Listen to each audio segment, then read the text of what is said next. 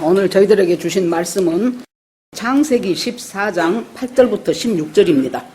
창세기 14장 8절부터 16절 같이 읽으시겠습니다. 시작. 소돔 왕과 고모라 왕과 아드마 왕과 스보임 왕과 벨라 곧 소아랑이 나와서 시딤 골짜기에서 그들과 전쟁을 하기 위하여 진을 쳤더니 엘람왕 그돌라오멜과 고임왕 디달과 시날왕 아브라벨과 엘리살왕 아리용 네 왕이 곧 그 다섯 왕과 맞서니라. 시딤 골짜기에는 역동 구덩이가 많은지라 소돔 왕과 고모라 왕이 달아날 때에 그들이 거기 빠지고 산으로 도망하매 네 왕이 소돔과 고모라의 모든 재물과 양식을 빼앗아가고 소돔에 거주하는 아브라함의 조카 롯도 사로잡고 그 재물까지 노략하여 갔더라. 도망한 자가 와서 히브리 사람 아브라함에게 알리니 그때에 아브라함이 아모리 족속 마므레의 상수리 숲을 근처에 거주하였더라. 마므레는 에스골의 형제여 또 아넬의 형제라. 이들은 아브라함과 동맹한 사람이더라. 아브라함이 그의 조카가 사로잡혔음을 듣고 집에서 길리고 훈련된 자 318명을 거느리고 단까지 쫓아가서 그와 그의 가신들이 나누어 밤에 그들을 쳐부시고 다메섹 왼편 화박까지 쫓아가 모든 빼앗겼던 재물과 자기의 조카 롯과 그의 재물과 그 부녀와 친척을 다 찾아왔더라. 아멘. 기도하시겠습니다. 하나님 감사합니다. 오늘 또 저희들이 예배드릴 수 있는 믿음도 주시고 시간도 주시고 건강도 주시고 환경을 주셔서 저희들이 오늘 이곳에 와서 예배드리게 되었습니다. 하나님 아버지, 주님의 놀라운 정말로 불꽃 같은 그 눈동자 속에서 살아가는 것이 얼마나 큰 축복이고 은혜인가를 깨달아 알게 하여 주시옵소서. 거기다가 하나님의 말씀이 우리에게 부어지며 그 말씀이 우리를 인도해가는 능력이며 그 말씀이 우리와 함께하는 하나님과 동행하는 원동력이 되는 것을 깨닫고 알고 그렇게 살 수 있도록 하시니 또 감사드립니다. 오늘 이곳에 성령님 임재하여 주시어서 각 사람의 심령을 우리 하나님께서 어루만져 주시어서 하나님 불필요한 것들은 털어버리게 하시고 필요한 것들은 채워주시기를 원합니다. 그리하여 하나님과 날마다 교제 가운데 아름답고 빛나는 삶 사는 우리 모두가 되게 하여 주시옵소서. 하나님 앞에 모두 올려드리고 예수님 이름으로 기도합니다. 아멘. 인사하시겠습니다. 우리는 복받은 사람들입니다. 오늘 또 은혜 주실 줄 믿습니다. 우리가 어떤 사람을 떠올리면은 대개 그 사람에 대한 어떤 우리의 가지고 있는 우리의 상식이라든가 그 사람에 대한 인정함이라든가 이런 것들이 떠오르는데, 아브라함 그러면은 전쟁하는 사람이라는 이미지는 우리한테 별로 없어요. 그러지요?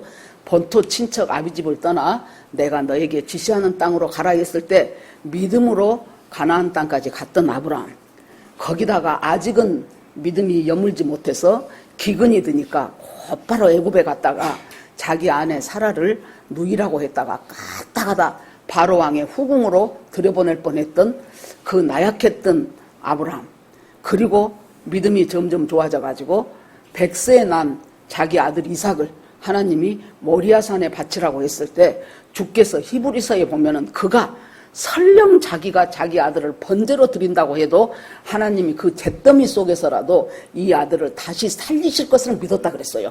그 믿음으로까지 지금 아브라함이 갑니다. 그런데 아브라함이 전쟁을 했다고? 그것은 우리가 좀 잘 안 떠오르는 그런 이미지인데, 아무튼 이 이제 14장이 시작되면은 그곳에 전쟁이 시작이 됐습니다.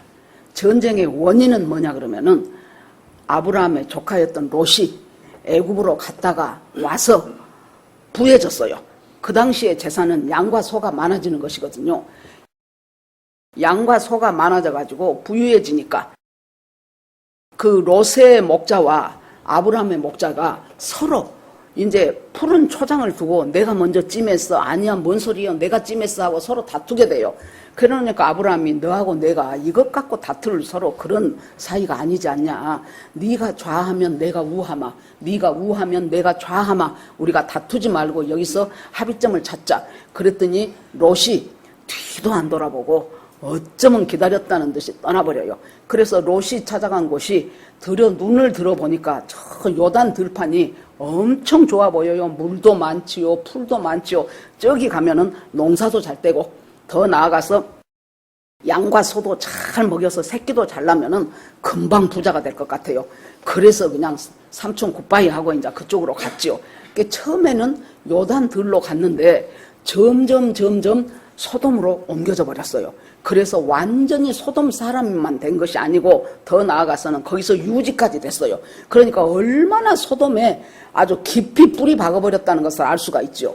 그런데 이제 문제는 이 롯이 속해 있었던 소돔 지방의 5 왕들이 저쪽 메소포타미아 그쪽 바벨론 그쪽에 있는 엘람 왕 그돌라오멜이라고 있는데요. 이 엘람 왕은 바벨론이 형성되기 그 이전의 고장 이름이에요. 근데 이 사람이 얼마나 힘이 강력했던지 그 일대 모두를 다 평정하고 심지어 가나안 땅까지도 영향을 미치는 사람이 그돌라오멜이었어요. 이 그돌라오멜한테 소돔, 고모라, 기타 등등 5 왕들이 조공을 바쳐요. 옛날에 중국한테 우리가 조공 바치는 거 생각하면 빨리 이해가 되실 것입니다. 조공을 바치는데 12년을 바치다 보니 계속 그랬겠습니까? 물가 올랐다고 1년 지내면 더 많이 바치라 그랬겠죠. 그 다음에 되면은 더 바치라 그랬겠죠. 점점 요구하는 것은 세지고, 그러니까 이 사람들이 왜 우리가 저 그돌라오멜한테 이렇게 찔찔매면서 살아야 되냐, 그러지 말고 한번 하자. 우리 5 왕이 똘똘 뭉치면은 저 그돌라오멜 한판 해보자. 이렇게 참 비참하게 사느니 한번 붙어서 전쟁을 하자. 그렇게 하고는 12년 바치고 나서 13년째는 아무것도 안 줘버렸어요. 그러자 그돌라오멜이 생각해보니까 아주 저것들이 컸어. 저것들이 봐주니까 저것들이 조공을 안 바쳐. 그럼 좋다. 그러고는 자기뿐만이 아니고 그 부근에 있는 4왕, 자기까지 해서 4왕들과 합해가지고 전쟁을 하러 갑니다. 저것들 한번 코를 납작하게 해주고 지들이 지금 어떤 군번인가를 깨닫게 해주자. 그러고 이제 가요. 그러니까 이제 그때 소돔 왕과 그 밑에 있는 5 왕들은 모아가지고 이제 전략 회의를 했겠지요. 걔네들은 분명히 저 메소포타미아, 바벨론 저쪽에서 오니까 위로 와가지고 우리를 치러 내려올 것이다. 그런데 그곳에 역청 구덩이가 많았다 그랬어요. 역청은 오늘로 말하면 아스팔트예요. 아스팔트 구덩이가 많아가지고 그것을 잘 포장을 해놓고 위에 뭐 나뭇가지라든가 이런 것으로 잘 덮어놓으면 역청 구덩이인 줄 모르고 거기서 내려오다가 풍덩 빠게 될 것이다. 그러면 우리에게 승산이 있다. 그렇게 하고 이제 전쟁 준비를 해가지고 이들이 어디에 모였어요? 시딤 골짜기에 모였다 그랬어요. 시딤은 지금으로 하면 이스라엘 사해입니다. 사해. 이스라엘 가보신 분들은 사해에 가가지고 거기서 기념품도 사고, 사해는 염분이 많아가지고 사람이 거기 들어가도 안 가라앉잖아요. 그러니까 둥둥 떠서 책도 보고 그러잖아요. 그 사해의 그 골짜기로 이제 자 이쪽 진영 위에서 저쪽에서 온 4왕, 이쪽에서 있는 5 왕 그렇게 모여가지고 이제 우리는 읽으면서 발음하기도 어려운 그 왕들이 모여가지고 지금 이제 전쟁을 하려고 합니다. 그러는데 이 사람들이 생각하는 것하고 다르게 저 위쪽으로 와가지고 역청 구덩이에 풍덩 빠져야 되는데 얘네들이 경로를 바꿔버려요. 그 그돌라오멜이. 그러더니 저 밑으로 해가지고 쳐서 올라오는 거예요. 오면서 얼마나 이들이 군사력이 강한지 그 부근에 있는 아모리 족속, 아말렉 족속 싹 없애버려요. 전부 전쟁에서 이겨버려요. 잘못하다가 전쟁 중에 이들이 저들하고 붙어버리면은 우리가 전력에 차질이 있다 싶어가지고 주변에 있는 그 사람들까지도 쳐버리고 드디어 밑으로 올라오니까 이 사람들이 놀래가지고 소돔 왕 그쪽에 있는 그 조공을 안 바쳤던 그 사람들이 놀래서 도망가는데 자기들이 파놓은 역청 구덩이에 자기들이 빠져버리는 거예요. 제 덫에 자기들이 걸려 넘어지게 됐어요. 그러고 다른 사람들은 이제 산으로 도망간 사람, 뭐 그들의 칼날에 죽은 사람 해가지고 한마디로 피비린내 나는 전쟁이 벌어진 거예요. 이것은 역사에서도 고대 중동 전쟁으로 기록이 됩니다. 이 사건이. 그러면 성경에서는 왜 이것을 얼른 볼 때 정치적인 요쪽에 있는 5 왕과 저쪽에 있는 4 왕이 합해갖고 전쟁을 한 것인데 굳이 그들의 전쟁 기록을 이 성경에 꼭 기록해 둬야 될 필요가 있었을까? 12절에 보면은 누가 나옵니까? 소돔에 살고 있던 아브라함의 조카 롯도 잡혀가고 재산도 다 뺏겼더라. 한마디로 말해서 이것은 소돔에 살고 있는 아브라함의 조카 롯에 대한 것을 하나님께서 지금 이 사람에게 다시 한번 기회를 주기 위해서 이 전쟁을 하나님이 일으킨 것은 아니지만은 이 전쟁을 활용하신 것이에요. 롯은 왜 그쪽으로 갔습니까? 왜? 그쪽에 가면은 소와 양도 잘 기를 것 같고 새끼 잘라서 요새로 하면은 돈도 많이 벌 것 같고 재산이 증식이 될 것 같고 그렇게 하고 한마디로 말해서 소돔은 화려하고 매력 있는 장소예요. 거기에다가 풍요로운 곳이에요. 문화 문명이 엄청나게 발달했어요. 아마 우리나라 저 시골에 살고 있던 사람이 뭐 명동이나 강남역 부근에 갖다 둔달지 아니면은 저 헐리우드에다 놔둔달지 아니면 뉴욕의 타임스퀘어 앞에다 갖다 놓은달지 그러면 이것이 지금 뭔 세상이냐 할 거예요. 가서 보니 너무도 풍요롭고 화려하고 멋있고 매력 있는 곳이 소돔이에요. 거기에서 푹 빠져갔습니다. 그래서 이 전쟁을 통해서 하나님은 첫째 뭘 깨닫게 합니까? 소돔의 선택이 얼마나 잘못됐는가. 롯은 그 소돔에 가가지고 정말로 그렇게 잘 살고 특히 재물을 늘리고 싶었는데 여기서 전쟁 한번 일어나니까 재산 다 뺏겠다 그랬잖아요. 재산을 그돌라오멜이 다 가져갔어요. 재산만 가져갔습니까? 자기 목숨까지도 왔다 갔다 하는 지경까지 이르게 됐어요. 이렇게 됐다는 소식을 도망간 거기에서 전쟁하다가 도망친 어떤 사람 하나가 아브라함한테 와서 알려줬어요. 전쟁이 지금 전황이 이렇게 저렇게 됐는데 당신 조카 롯도 재물도 다 뺏고요. 잡혀갔습니다. 잘못하다가는 거기서 노예로 살거나 아니면 목숨도 잃을 수 있는 위험한 처지에 이르렀습니다. 이 소식을 들은 아브라함이 보세요. 재물 따라서 화려한 것 좋아서 그 다음에 세상의 매력을 쫓아서 그 소돔으로 갔던 롯은 그렇게 자기가 갖고 싶었던 재산 다 뺏기고 목숨도 오락가락하고 그러니까 애굽을 갔다 둘이 왔어요. 그 천신만고 끝에 가나안 땅으로 왔는데 오자마자 얼마 안 돼서 기근이 들어버려요. 그러니까 무슨 터전이 있습니까? 요새 같으면 직장이 있습니까? 돈 벌 근거지가 있습니까? 그래 놓으니까 우리 어떻게 살지? 하는데 애굽은 기근이 안 들어갔고 먹을 것이 풍부하답니다. 가자 그러고는 하나님 앞에 물어보지도 않고 애굽에 갔지요. 그래서 마누라 잃어버릴 뻔했지요. 이런 과정을 거쳤는데 보니까 하나님이 어떤 하나님이에요? 아브라함한테 너 왜 내가 정해준 그 땅에 안 있고 이리 와갖고 이런 낭패를 당하냐 그런 말씀 안 하셔요. 오히려 그 바로 왕의 마음을 움직여가지고 그 바로 왕이 소와 양과 은금을 많이 줘서 보냅니다. 부자가 돼버렸어요. 그래서 그때 아브라함은 여러분 뭘 느꼈겠습니까? 하나님의 은혜라는 것이 나는 하나님 앞에 야단마저도 충분한 사람인데 하나님이 나에게 이렇게 은혜를 베푸시는구나. 여러분 사람이요 살아가면서 우리 믿음의 사람들이 하나님을 체험하게 되는 경우가 두 가지 경우가 있어요. 크게 나누면 첫째는 뭐예요? 엄청 고생해.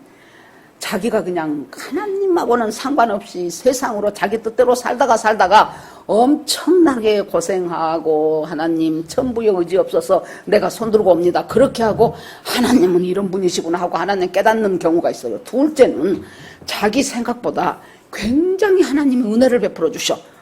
이상하게 하는 것마다 잘 때 내가 이 정도 실력이 아닌데도 묘하게 그 자기의 하는 일과 자기 실력이 인정받게 되는 그런 일들이 생겨요. 그럴 때 뭘 생각합니까? 야, 하나님이 나에게 은혜를 베풀어 주시는구나. 나는 이럴 사람이 못 되는데 하나님이 내게 은혜를 베푸셨구나. 그래서 아브라함은 똑같이 애굽에 내려갔다 왔는데 롯은 애굽에서 뭘 배운 거예요? 애굽에 가니까 끝내주더라. 물 풍부하지, 돈 많지, 아이고 재물 많지, 아주 세상에 사는 것 같이 살아봐야 돼 하고 자기는 그와 비슷한 요단들로에서 소돔까지 가버렸어요. 아브라함은 그때 뭘 깨달은 거예요? 하나님과 상관없는 곳에 가면 안 되겠구나. 아무리 내가 기근이 온다 할지라도 하나님 앞에서 하나님이 먹이시면 먹고 하나님이 굶기시면 굶겠습니다 하는 그 믿음으로 하나님 앞에서 예배하고 하나님이 정해준 그 자리에서 열심히 주님하고 예배하고 찬송하면서 사는 것이 내가 할 일이구나. 이렇게 깨달은 거예요. 그래서 세월이 흘러갔습니다. 아브라함은 점점 하나님과 더 가까워진 사람이 됐고 롯은 점점 하나님과 멀어지는 사람이 됐어요. 그런데 어디서 그 전쟁에서 도망온 사람 하나가 당신 조카 롯도 이러저러해서 잡혀갔습니다. 그러다 이제 아브라함한테 이제 진짜 미션이 하나 떨어진 거예요. 내가 이 조카를 어떻게 해야 될 것인가. 여러분 아브라함은 롯한테 할 만큼 한 사람이요.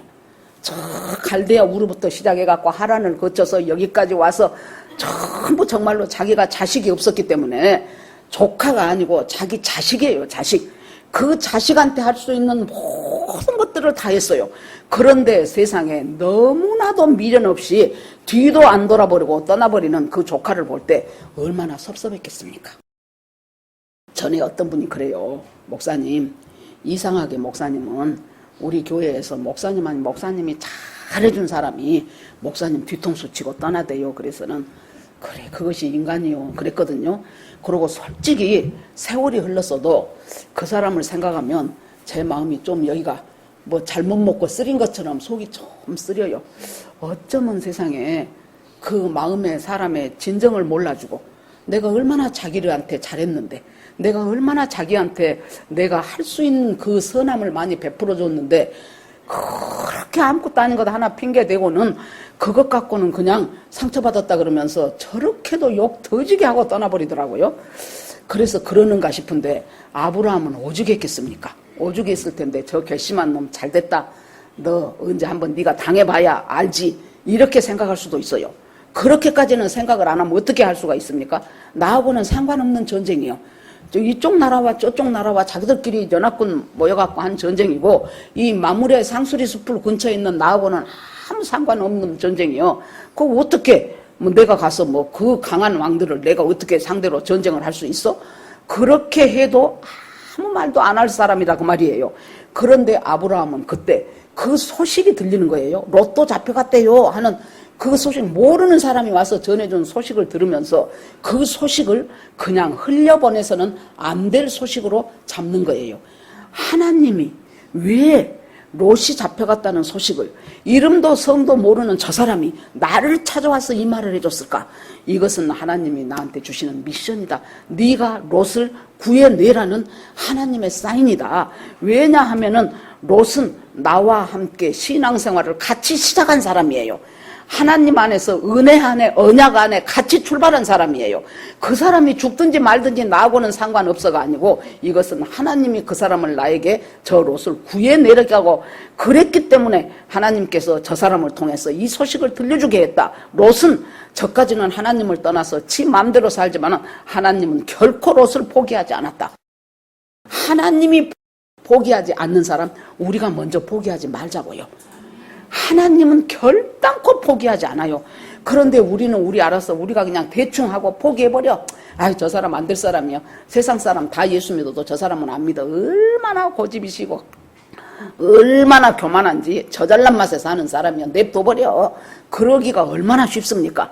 그런데 아브라함은 이 마물의 상수리 나무 아래서 계속해서 그 숲을에서 하나님과 교제하고 하나님을 예배하고 살면서 하나님의 마음이 뭐라는 것이 부어지는 사람이 됐어요. 여러분 하나님 앞에 기도하면서 뭘 기도하십니까? 물론 간구할 것들이 많죠. 우리 인생 살아가는데 가장 근본적인 기도는 하나님의 마음을 나한테 부어주시라는 기도를 해야 돼요. 그래야 우리가 하나님의 마음이 뭔 줄을 알고 하나님의 뜻대로 우리가 살아가는 거거든요. 하나님 주님의 마음이 부어지는 것을 주님이 뜻이 무엇이라는 것을 깨닫고 나니까 아브라함이 그냥 있을 수 없었어요. 그곳에 있는 사람들 가운데서 318면을 자기 집에서 훈련시킨 가신이 있다 그래서 가병이 있어요. 병사들인데 자기 집에서 밥 먹여갖고 훈련시켰던 318명이 있어요.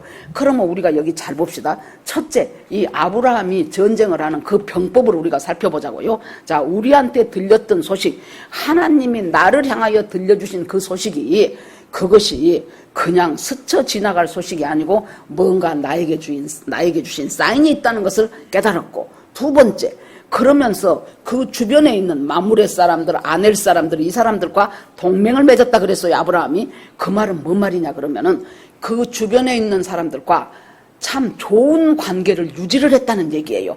서로 좋은, 여러분, 예수 믿는 사람들만 있는 것이 아니에요. 학교만 가도 그 학교 학생들 중에 한 반에 그 몇 명 된 중에 몇 사람이 예수 믿습니까? 직장을 가십시오. 직장에 가서 보면은 직장에 몇 사람이 믿음이 있는 사람입니까? 그러니까 안 믿는 사람이 태반인 속에서 우리들은 직장생활도 하고 학교생활도 하고 가정생활도 하고 이렇게 살아가요. 그러면 우리가 너희들은 예수 안 믿으니까 죽으면 너희들은 지옥 갈 것들 하고 아주 고고한 척하고 살아갑니까? 아니요. 그 사람들하고 가능한 한 좋은 관계를 맺으라는 거예요. 사도 바울도 할 수만 있으면 모든 사람과 더불어 평화하라 그랬어요. 우리 앞집에 불교 신자가 살든지 우리 밑에 집에 남녀 호랭개교가 살든지 어떤 불신자가 살든지 간에 가능한 한 그 사람들하고 좋은 관계를 맺으라는 거예요. 인사도 먼저 하고 맛있는 것도 있으면 좀 갖다 주고 어디 가시냐고 하고 아이고 오늘 참 그냥 얼굴이 좋으시네요 하고 계속해서 좋은 관계를 맺으면서 사는 것이 우리 그리스도인들이 불신자 사회 속에서 살아가는 첫 번째 원칙이에요. 모든 사람과 더불어 할 수만 있으면 평화하라는 거예요. 그래서 아브라함은 하나님만 잘 믿고 예배만 잘 드린 것이 아니고 그 부근에 있는 뭐 아넬 사람, 마므레 사람 이런 사람들과 같이 평화를 유지하면서 살아가는 사람이었어요. 그것만 했습니까? 그 중에서 자기가 훈련하고 양육하는 318명을 훈련하고 양육했어요. 우리는 누군가를 훈련하고 양육하면서 우리가 살아야 돼요. 무엇으로? 하나님의 군사로. 하나님의 군사. 우리는요 놀이터가 있는 거 아니에요. 아무리 우리가 달리 생각을 해봐도 여러분 눈에 보이는 전쟁이 아니어도 우리는 영적 전쟁의 한가운데서 지금 살아가고 있습니다. 그래서 우리가 살아가는 삶의 현장이 놀이터가 아니고 전쟁터예요. 유람선이 아니고 군함이에요. 그 속에서 살기 위해서는 준비가 필요한데 뭘 준비했습니까? 주변 사람들과 잘 지냈죠. 두 번째는 뭐예요? 그 중에서 군사가 될 만한 318명을 뽑아서 자기가 그 사람한테 훈련을 시키고 양육을 시켰다는 거예요. 여러분 누구를 그리스도의 군사로 여러분 양육하고 계십니까? 양육이 없으면은 보통 때는 몰라요. 결정적인 순간에 아무 힘이 없어서 쓰러져 버리게 돼요. 양육하는 사람이 있어야 돼요. 내 자식들이 첫째 양육의 대상이어야 되고 그리고 훑어보면서 저 사람에게 슬슬 언젠가 그래갖고 하나님에게 하나님을 가르쳐주고 말씀을 들려주고 그 사람이 말씀으로 새롭게 될 수 있도록 해줄 수 있는 내가 양육하는 사람을 끝까지 두십시오. 여러분 양육해보면은 정말로 얼마나 이 하나님의 은혜가 우리가 잘 가르친다고 그 사람이 믿음이 생긴 거 아니에요. 전에도 제가 자주 말씀드렸는데 제가 젊었을 때 인천에서 잠깐 한 3년 살았어요. 그때는 제가 잘해서가 아니고 여러분 하나님이 우리 한국 땅에다가 막 은혜를 부으셨어요. 전도하면은 10명 전도하면 보통 한 서너 명은 따라서 교회로 왔어요. 그런데 이 사람들이 이제 그 중에 제가 어디로 이사를 갔어요. 이사 가기 한 2달 전쯤부터 이제 집 계약을 해놓고 계속 기도를 했어요. 하나님, 참새 2마리가 한 아사리온에 팔리는 것도 하나님의 허락하심이 없으면 안 된다는데 일단 내가 여기에서 저리 이사를 갑니다. 앞으로 2달이라는 기간 후에 이제 이사를 가는데 하나님 아버지 그곳에서 분명히 하나님이 나에게 예비해 놓은 사람이 있을 것입니다. 나에게 붙여준 사람이 있을 것입니다. 그 사람에게 복음 전할 기회를 하나님 주시기 바랍니다 하고 이제 이름도 알 수 없는 그 사람을 향하여 기도를 했어요. 그리고 이사를 갔어요. 그랬더니 어떤 사람 하나가 이제 나한테 그 오지랖 넓은 사람들 있잖아요. 아이고 어디서 살다 오셨어요 어쩌고 저쩌고 이제 막 하는 나보다 나이가 몇 살 더 먹으신 분인데 이래저래 그랬더니 자기가 이제 내가 울산에서 살다가 왔다고 그랬더니 자기도 자기 남편이 현대 자동차 다녀가지고 거기서 살았었다고. 그래서 아유 그러시냐고 반갑다고 그렇게 이제 이야기를 주고받고 하다가 여기 오니까 다닐만한 교회가 없다는 거예요. 말씀 잘 가르쳐준 교회도 없고. 그러자 내가 옳다구나 됐다. 집사님 나하고 같이 우리 일주일에 한 번씩 만나서 성경 공부해 보실래요? 그랬더니 적당한 교회가 없어서 마음이 끌끌하다는데 내가 하자 그러니까 안 한다 갈 수도 없고 할 수 없이 코 끼어서 이제 그 다음 주부터 이제 CCC에서 나오는 10스텝으로 공부를 하기 시작했어요. 이 사람이 하기가 싫은 거예요. 그러니까 한 이틀 한 2번 3번 하더니 안 와. 그러면 내가 그 집을 또 띵동하고 가. 그러면은 할 수 없이 문 열고 나와서 우리 집으로 오든지 그렇게 그러더니 그 다음에는 집에 있으면 안 되겠구나 그러고 이 사람이 도망가 버려요. 그런데 그때 제 마음속에 하나님 여기 와서 최초로 저 사람하고 나하고 첫사람인데 하나님 저 사람이 자기 입으로 나 공부 그만하겠다 그 말하기 전까지는 제가 포기하지 않겠습니다. 그러고는 그 밑에 집을 띵동 해보니까 그 집에 와 있더라고. 그러면 이제 그 집에 없으면 또 그 옆집을 띵동하면 또 그 집에 숨어 있어요. 그러면 집사님 나와요 나와 그러고 이제 같이 또 그러고. 그랬더니 한 번은 그 밑에 집에 산 사람이 그래요. 아이고 아무개 엄마 내가 참 당신한테 조언을 하나 하겠다고 그랬어. 뭐냐 그랬더니 저 사람이 그렇게 성경 공부가 하기 싫대요. 그러니까 그냥 냅둬버리세요. 그래. 그래서 아 그럽디까 그랬더니 그랬대. 그래서 내가 그러면 당신하고 합시다 그랬어요. 그랬더니 내가 하도 불쌍해갖고 안 하겠단 말을 못 하겠더래요. 그래서 그러면 그럽시다. 그래서 이제 그 집으로 갔어요. 이제 그 밑에 집으로. 그래서 그 사람하고 둘이 계속 하는데, 잘 받아들이는 거예요. 교회 한 번 문 앞에도 안 가봤다는 사람이 잘 받아들여. 자기 어머니가 몇 달 전에 돌아가셔가지고 절에다가 이름 위패 모셔놨다는 사람인데 잘 받아들여. 그러고는, 막 재밌게 들어요. 그래서 아이고 하나님 감사합니다. 나는 아까 그 여자가 내 첫 번째 묶어준 사람인 줄 알았더니 그 여자를 다리로 해가지고 이 여자였네요. 그렇게 하는데 이 사람이 좋아. 그러다 보니까 이러저러 요새 뭐하고 사냐 그러면은 그 동네 사람들을 만나는 사람한테 아이고 우리 집에 저기 3층에 사는 저 아줌마가 성경 공부를 해갖고 한다고 그러니까 거기서 나도 가도 돼 그래갖고 이 사람들이 모으기 시작하는데요. 이거 제가 한 거 아니죠. 와 나중에는 한 20명 정도 작은 개척교회가 돼버려. 작은 개척교회가 우리 집에 안방에 가득 차고도 남아갖고 거실에까지 와서 앉아야 될 정도로. 여러분 주님은 이런 분이셔요. 그런데 그 중에 어떤 사람이 하나 있어요. 이제 이렇게 같이 성경 공부를 하면 이제 문제를 읽고 그 다음에 이제 성경을 찾아서 성경 구절을 찾으라 그러죠. 그런데 나보다 나이도 더 젊은 여자인데 저도 그때 젊었을 때인데 젊은 여자인데 자꾸 눈이 안 보인다 그래. 그래서 왜 눈이 안 보인다 그럴까? 어디 아플까? 눈이 시력이 약해졌나 그랬는데 탁 내가 느껴지는 것이 글을 잘 못 읽구나. 저 사람이 글을 잘 못 읽는데 글 못 읽는다는 말하기가 부끄럽잖아요. 그러니까 맨날 눈이 아프다 그래. 그래서 내가 다른 사람 다 가고 나서 아무개 씨 나 좀 봅시다. 당신하고 나하고 둘이 따로 하면 어쩔까 그랬어요. 그러니까 이 사람들은 화요일 날 하면 당신하고 나하고는 목요일 날 둘이 따로 하면 어쩔까 그랬어요. 그랬더니 좋지요 그래. 그래 그러면 내가 당신 집으로 가는 것이 좋냐 당신이 우리 집 오는 것이 좋냐 아무렇게나 되는 대로 하재. 좋다고. 그랬더니 세상에 내 짐작이 맞은 거예요. 잘 못 읽은 거예요. 그런데 얼마나 공부를 열심히 한지. 여러분 글 모르던 사람이 성경 읽기 시작하면서 글 읽게 된 사람이 얼마나 많은 줄 압니까? 그 전에 우리 고향 교회에서도요, 집에서 학교를 안 보내줘갖고 글을 몰라. 그런데 얼마나 이제 나중에 권사님 되셨는데 지금처럼 당시에 그러면 이제 누구 보고 가르쳐 주라게. 이게 어디냐고. 그러면 여기 14장 여기다고 가르쳐 주죠. 옆 사람이.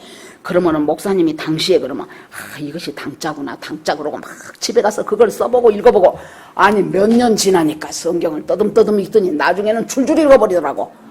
그래서 이제 제가 그걸 이제 경험을 해봤기 때문에 그 사람한테 우리 둘이 합시다 했더니 아이고 진짜 처음에는 떠듬떠듬 읽더니 얼마나 열심히 공부를 해오고 그냥 아주 그냥 정말 스폰지가 물을 빨아들이듯이 내 말만 하면은 그냥 이 사람이 속으로 딱 받아들이고 아멘이야. 하나님은 중심을 보셔. 내가 전도에 대한 이야기를 하죠. 그러면은 그래 앞으로 내가 기회 있으면 전도해야지. 우리 보통 그러죠. 이 사람은 우리 집에서 끝나고 자기 집 가면서 전도하러 가버려. 그래갖고 그 다음 주에 교회로 데리고 와버려 그 사람을. 그 다음에 내가 이제 헌금이란 것은 이런 것이다 하고 했어요. 그랬더니 자기가 이 바마 했던 사람인데 자기는 한 달을 모아놓으면 돈이 많아지면은 자기는 도저히 11조라는 것을 못할 사람이래. 그러니까 일주일 단으로 11조를 갖다 해버려. 돈 조금일 때 그 중에서 10분의 1은 적은 돈이더라 이거요. 그걸 갖다 해버려. 아이고 지금은 그 인천에서 제일 큰 교회 중에 하나인 주안장로교회 권사로 얼마나 아주 신앙생활을 잘하고 봉사를 많이 한지 이루 말할 수가 없어요 여러분.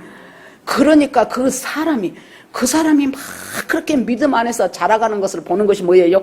양육의 기쁨이에요. 양육을 해보셔요. 양육을 여러분. 여러분들 제가 보기엔 누구라도 맘만 먹으면 다 양육할 수 있어요. 아이고 내가 어떻게 하고 하려는 생각을 안 하니까 못하지. 왜? 양육을 받은 그 사람은 여러분만큼만 해줘도 그 사람은 자라날 사람이요.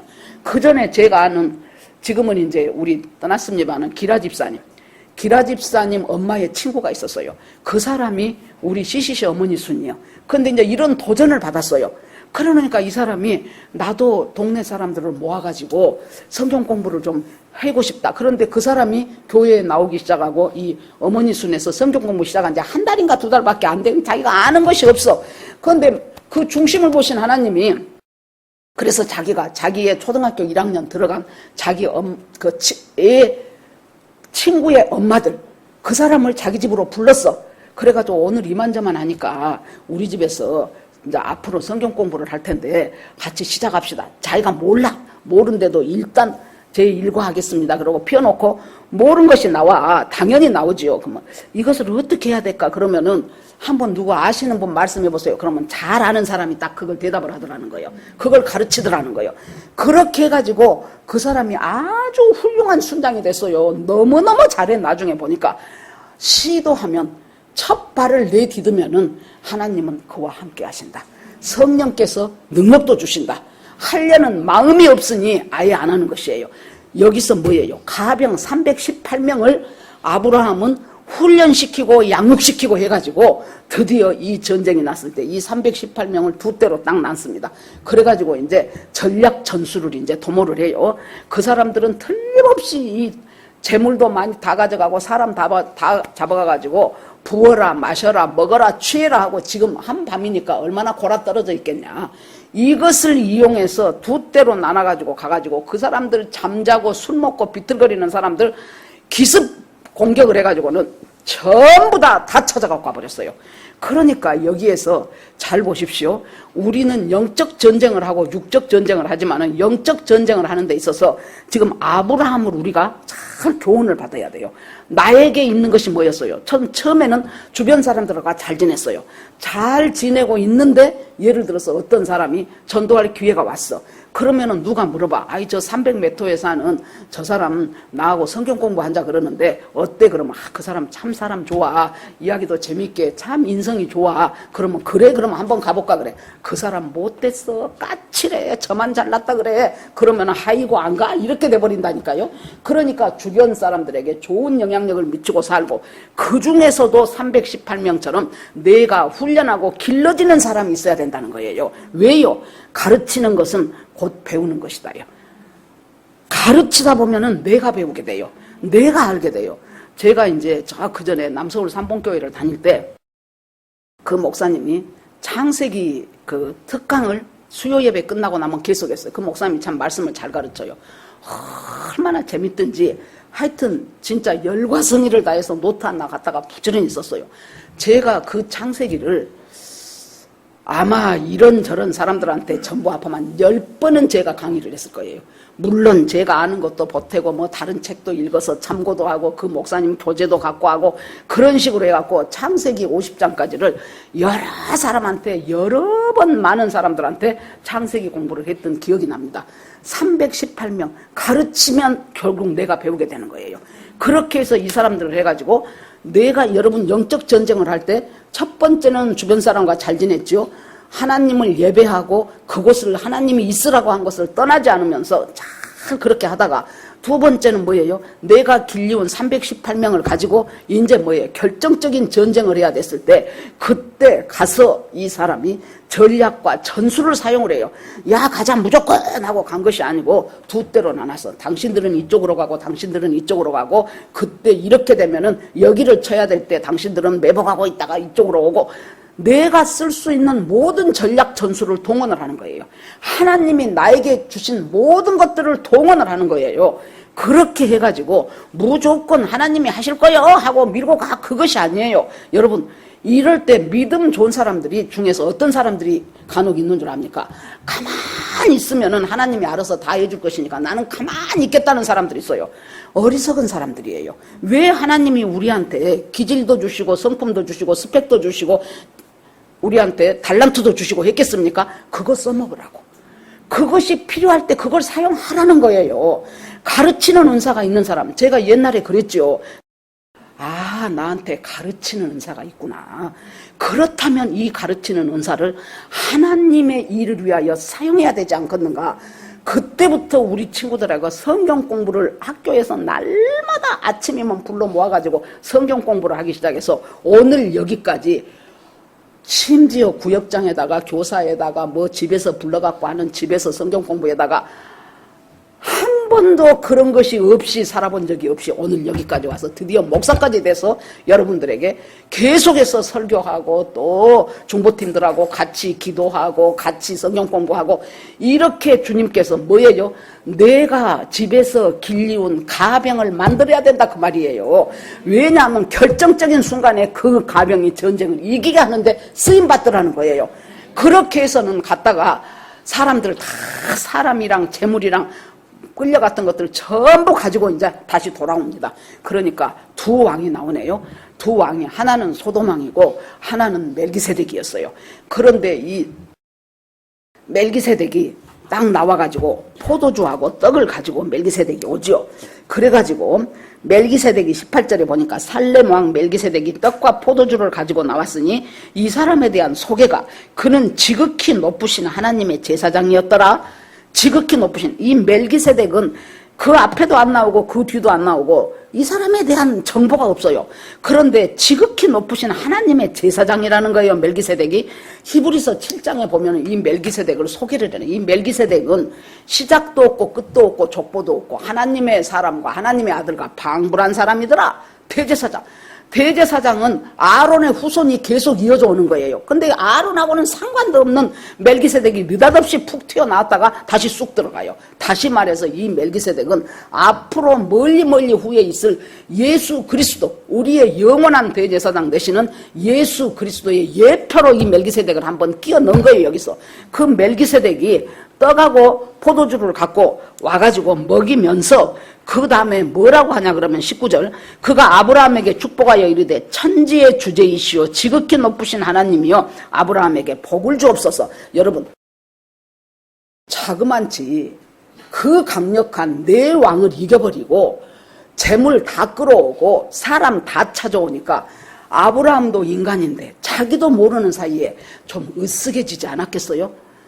그래, 내가 우리 조카 롯 때문에 가기는 갔어도 결국엔 내가 다 찾아왔다 그러면서 어깨가 으쓱해질 수도 있었겠죠. 그런데 멜기세덱이 다 와서 예방주사를 주는 거예요. 어떻게 합니까? 아브라함에게 축복하여 이르되 천지의 주제시여. 여러분, 요즘은 기도할 때 누가 천지의 주제이신 하나님 그렇게 기도하네요. 그런데 저 어렸을 때 우리 고향교회에서 권사님이나 뭐 이런 분들이 기도할 때 대주제 되시는 여호와여 그러면은 저 권사님은 대주제가 뭐예요? 그랬더니 그 말은 뭔 말이에요? 우주의 주인이신 그 말이에요. 우주의 주인 되시는 하나님이시여. 지금 멜기세덱이 아브라함을 축복하는데 뭐라고 해요? 천지의 주제이신 하나님이요 지극히 높으신 하나님이요 아브라함에게 아브라함아, 네가 전쟁에서 이겨갖고 너 지금 으쓱하냐? 네가 꼴랑 318명 갖고 전쟁을 해서 그 강력한 네 왕의 연합군을 이긴다는 것이 말이 되냐? 말 안 되지. 그런데 네가 이겼지. 어떻게 이겼어? 천지의 주제이신 하나님이 너를 이기게 하신 것이다. 지금 그 얘기를. 그래서 약간 으쓱거려지려고 하는 아브라함을 다시 팍 제정신 들게 하는 거예요. 맞아, 하나님이 이기게 했지. 천지의 주제이신 하나님 복을 주옵소서. 아브라함에게 복을 주옵소서. 그러고 나서 그 다음에 너의 대적을 네 손에 붙이신 지극히 높으신 하나님을 찬송할지라. 네가 해야 될 것은, 이 전쟁의 승리는, 전쟁은 여호와께 속한 것인데 이 전쟁의 승리는 네가 318명 잘 길러서 그런 것도 아니고 전략 전술을 잘 짠 것도 아니고 오직 천지의 주제이시고 모든 그 대적을 네 손에 붙여서 너를 이기게 하신 하나님께서 하셨기 때문에 전쟁은 여호와께 속한 것이다. 여러분, 다윗이 골리앗을 이길 때 생각을 해보세요. 다윗은 아직 군대도 못 가 16, 17세밖에 안 된 소년이었어요. 그런데 골리앗은 키가 이 거인 족속이에요. 종자가 좀 달라요. 그래갖고 키가 2m 70이요 이 사람이. 그러는데 그 골리앗을 내가 싸우러 가겠다고 하는 것이 여러분 말이 됩니까? 얼마나 무모합니까? 아브라함도 지금 318명 데리고 그 큰 왕들의 연합군과 같이 싸우겠다고 한 것이 말이 되냐고요? 말이 안 되는 소리예요. 왜 이런 말이 안 되는 짓을 합니까? 기드온의 300용사, 기드온이 이제 미디안하고 싸울 때 하나님이 다 불러 모아라 그랬어요. 불러 모으니까 뭐 33,000인가 됐죠. 두려운 사람들 다 가라 그래라. 다 가요. 그러니까 10,000명 남죠. 그 10,000명 데리고 가서 물 먹여봐라 그래요. 그래서 데리고 가서 물을 먹으라 그러니까 뭐 목마르던 참에 정신없이 그냥 시냇물을 그냥 막 고개 쳐박고 먹는 사람 다 던져버려라. 다 버리고 그 사람들은 뭐예요? 정신없이 고개 박고 물 먹은 사람은 그 사람은 전사로서 전투하는 사람으로서 두려워는 안 했을지라도 안 돼. 그러면 어떤 사람이어야 돼요? 물을 딱 아무리 목이 말라도 물을 움켜잡고 먹으면서 눈은 전방을 주시하는 사람. 저기 오는가 안 오는가 전방을 주시하는 사람. 그 사람이 전사예요. 그 사람 300명. 불과 그 300명. 하나님 앞에서 제대로 그러니까 우리가 전쟁이 이것이 하나님이 원하시는 전쟁이라는 것을 확실히 알고 자기 인생 가운데서 하나님의 능력을 체험해본 다윗 그 다윗이 골리앗을 향하여 물맷돌을 던질 수 있는 것이에요. 이 롯은 소돔에 가갖고 소돔 사람 다 되어버리고 거기에서 세상 사람 중에 세상 사람으로 전락해버린 그 조카 롯을 구하기 위해서 이 사람은 하나님이 지정해준 그 자리에서 계속 하나님을 예배하고 하나님을 묵상하고 하나님을 경험하고 그러면서 하나님은 전지전능하시고 이 전쟁이 하나님의 뜻이라면은 318명 갖고 3만 명도 무찌를 수 있다는 그 능력과 그 확신이 있을 때 전쟁을 하는 거예요. 여호수아 보세요. 기브온 받아줬더니 기브온이 나중에 전쟁하게 됐다고 아이고 우리 다 죽게 됐다고 빨리 와서 이 아모리 사람들 쳐달라 그러니까 그때 밤새고 달려가서 여호수아가 있다가 기브온아 태양아 너는 거기 머물러라 달아 너도 아얄란 골짜기에서 뜨지마 그렇게 갖고 엄청난 승리를 이끌죠. 여러분 구약을 쭉 보면은요 전쟁이 많죠. 구약을 쭉 보면서 이스라엘 백성이 단 한 번도 자기들의 대적보다 전투력이 강하고 국방력이 강했던 적은 단 한 번도 없어요. 어떻게 해서 이깁니까? 하나님이 이 전쟁에 함께 하실 때 그 전쟁은 기이한 방법으로 다 이기는 거예요. 그래서 그것을 지금 우리가 하다 보면 특별히 여러분 자수성 간 사람들은 생각을 해보세요. 진짜 시골 깡촌에서 간신히 초등학교 졸업해갖고 중학교도 막 검정고시로 해서 막 그렇게 나왔는데 자기가 이리저리 사업을 해갖고 정말로 꼭두 새벽부터 밤까지 있는 힘을 다해서 자기가 돈을 모았다. 그런 사람들한테 아이고 교회 다니면서 좀 헌금 좀 하시죠. 그러면 뭔 소리야 내가 얼마나 고생을 했는데 그러지 않겠습니까? 당연하지요. 그러는데 여기에서 지금 멜기세덱이 살짝 비틀어지려고 하는 아브라함을 딱 돌려 세우면서 너를 복준 분이 누구냐? 바로 하나님 여호와지 않냐? 너를 이 전쟁에 승리하게 한 분이 누구냐? 바로 하나님 여호와지 않냐? 하면서 대주제이신 여호와여 아브라함은 축복합니다. 너를 전쟁에서 승리하게 하신 네 대적을 네 손에 붙이신 그 여호와를 축복하노라. 그 여호와께 축복하여 주시라고. 그 여호와를 찬송하노라 그래. 찬송은 같은 말이 뭐예요? 감사예요. 찬송은 감사예요. 그 여호와께 감사라는 거예요. 네가 잘나서가 아니라. 그러니까 아브라함이 그 중에서 11조를 드렸다고. 성경에 나온 최초의 11조가 여기에서요. 우리 교회 계속 다니신 분들은 뭐 설교 들으셔서 알겠지만은 제가 지금까지 17년 동안 한 번도 여러분한테 헌금하라고 해본 적이 없어요. 헌금은 여러분, 헌금은 율법이 아니에요. 여기 보세요. 저 멜기세덱한테 내가 줘야 되니까 주겠다가 아니에요. 찬송하리로다. 찬송과 감사가 있을 때 하는 것이 헌금이에요. 그래서 헌금은 자발적으로 액수에는 상관없어요. 그렇게 하는 것이지요. 그러니까 여기서 우리가 11조를 냈다고 하는데 이것은 율법이 아니고 감사의 표현이라는 거예요. 그러니까 헌금은 저는 그렇게 생각합니다. 이것은요 해야만 되기 때문에 목사님 체면 생각해서 하라고 하니까 그것이 아니고 내가 하면은 하나님이 나한테 더 복 줄 테니까 내가 그건 믿고 한다. 딜이 아니고 헌금한다는 것은요 여러분 참으로 우리한테 주신 특권이에요.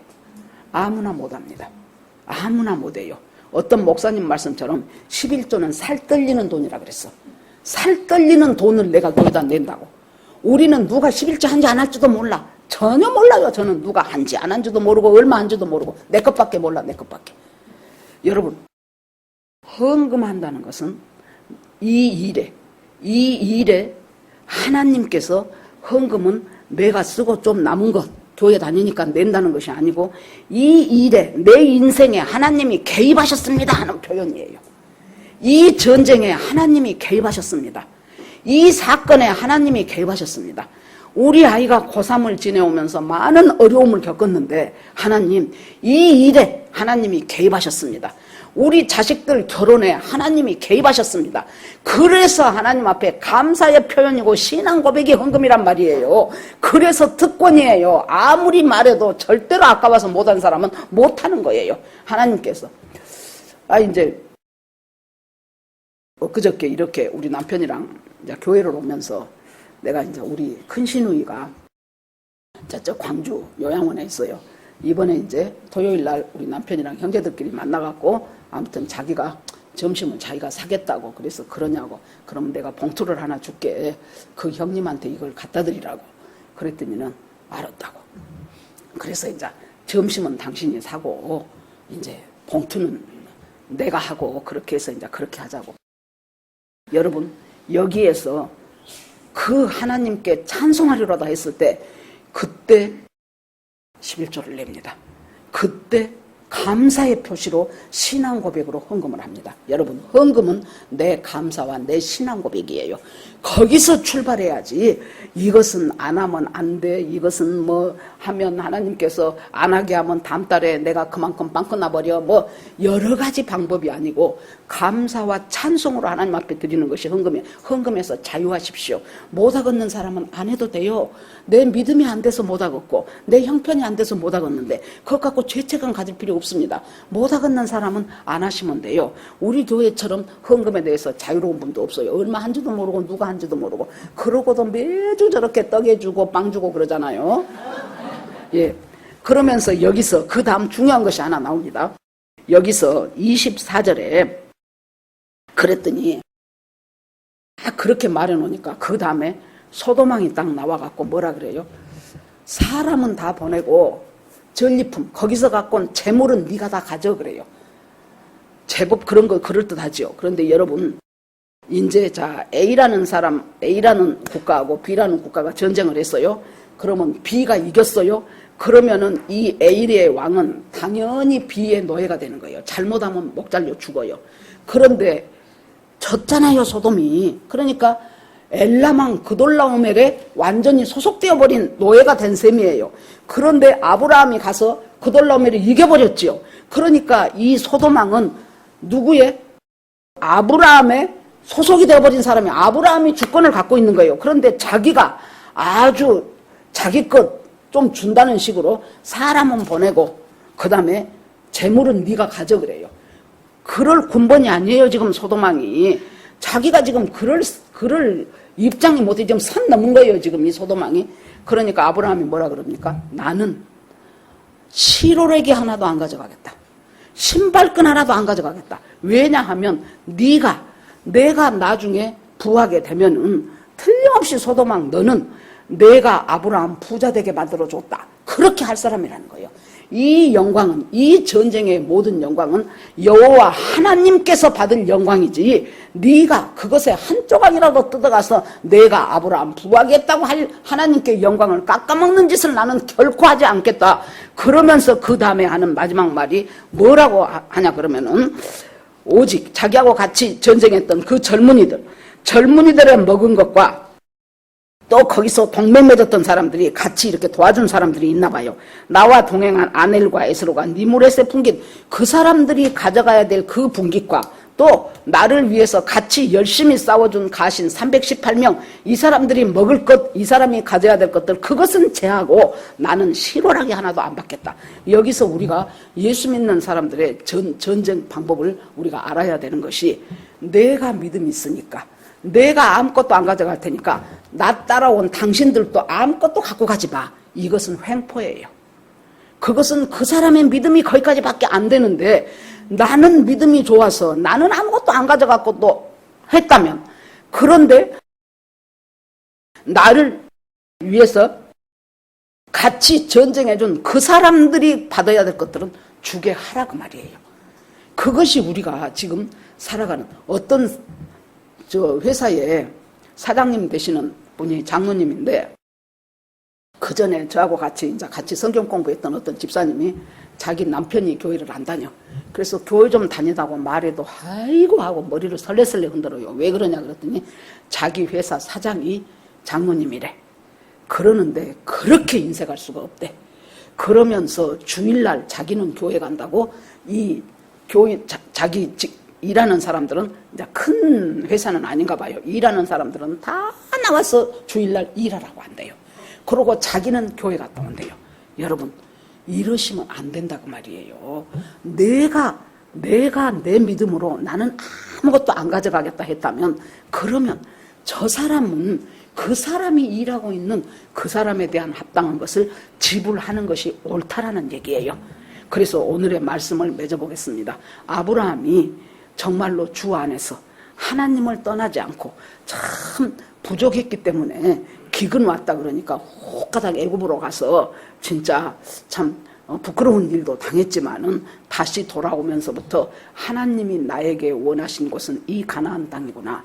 이곳에서 하나님께 단을 쌓고 예배를 드리고 주님을 체험하고 주님에게 내 은혜를 받고 이렇게 살면서 세월이 흘러가니까 전쟁이 어떻게 마칩니까?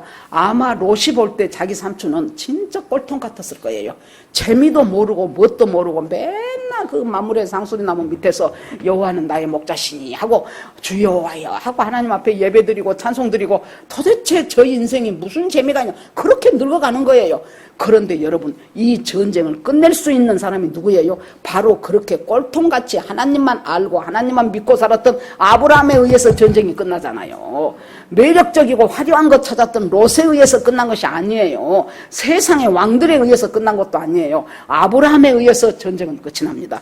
그리고 나에게 주신 것들 아까 제가 가르치는 은사 얘기했는데 어떤 사람은 가르치는 은사가 있고 어떤 사람들은 봉사하는 은사가 있고 어떤 사람들은 정말로 섬기는 은사가 있고 각양각색의 하나님이 나에게 주신 은사. 어떤 사람들은 한두 시간만 앉아서 공부해도 그냥 1등 해버린 애가 있고 쭉 타고 엉덩이 짓무르도록 해도 자기 반에서 중간도 못한 애도 있을 수가 있어요. 그러면 그 사람한테는 하나님이 뭘 줘요? 공부하는 것 말고 다른 은사를 분명히 줬어요. 찾아보면 있어요. 그림을 잘 그린다든지 손으로 뭘 잘 만든다든지 뭔가 다른 사람과의 이 커뮤니케이션에 문제가 생겼을 때 잘 중재를 한달지 분명히 그 사람한테 주신 그 은사와 그 전략을 내가 활용하는 거예요. 뭐 할 때? 영적 전쟁을 할 때. 그리고 그 다음이 뭐예요? 두려워하지 말라. 여러분 아브라함이 두려웠으면 당연히 두렵지요. 어떻게 318명 끌고 거기까지 갔겠습니까? 그런데 주님께서는 주님의 능력과 주님의 은혜를 확실히 안다면 두려워하면은요 그때부터 모든 것이 낭패예요. 두려워하는 마음이 들 때마다 나는 예수의 이름으로 그 두려움을 쫓아내버려야 돼. 그 두려움을 쳐버려야 돼. 왜? 주님이 나와 함께 하시니. 여러분 나는 이대로 죽어도 천국이고 살면 주님이 살리시는 것이고 거기서 간단하니 생각을 해버려야 돼요. 단순하게. 그리고 두려움이 몰려올 때 그 두려움 속에 빠지 마십시오. 그 두려움을 쳐내버려요. 그 두려움을 향하여 선포하셔요. 성경 구절 가운데서 하나님이 나와 함께 하시고 나와 같이 임재하신다는 그런 성경 구절을 암송을 하셔요. 내가 세상 끝날까지 너와 함께 하리라. 아멘. 너를 내가 고아처럼 버려두지 아니하겠다. 아멘. 네가 물 가운데 지나갈 때도 물이 침몰하지 못하게 할 것이며 불 가운데 지나갈 때라도 너를 타지지 않게 하시다. 아멘. 이런 말씀들로 계속해서 선포하면서 여러분들의 두려움을 쳐버려야 여러분들이 이 아브라함과 같은 승리를 차지할 수 있습니다. 여러분 우리는 계속 영적 전투 속에서 살아가고 있는데 작은 것이고 큰 것이고 전투에서 승리해 본 경험을 많이 필요해야 돼요. 자꾸 여기서 이 전쟁에서 내가 이겼어. 저 전쟁에서 또 이겼어. 그때 졌는데 하나님 의지하고 회개했더니 하나님이 지혜 주셔서 또 이겼어. 이런 것들이 많이 쌓이고 쌓였을 때 여러분들이 두려워하지 않는 마음이 생겨요. 하나님이 이 일에 함께 하시겠다. 이 일을 하는 데 있어서 내 욕심 때문에 하는가? 내 고집 때문에 하는가? 내 자존심 때문인가? 내 교만 때문인가? 그걸 하나님 앞에 기도하면서 우리가 인생이라는 것이 살아갈 때요. 정말로 생각지도 않았던 변수가 우리 인생 사이에서 많이 생겨요.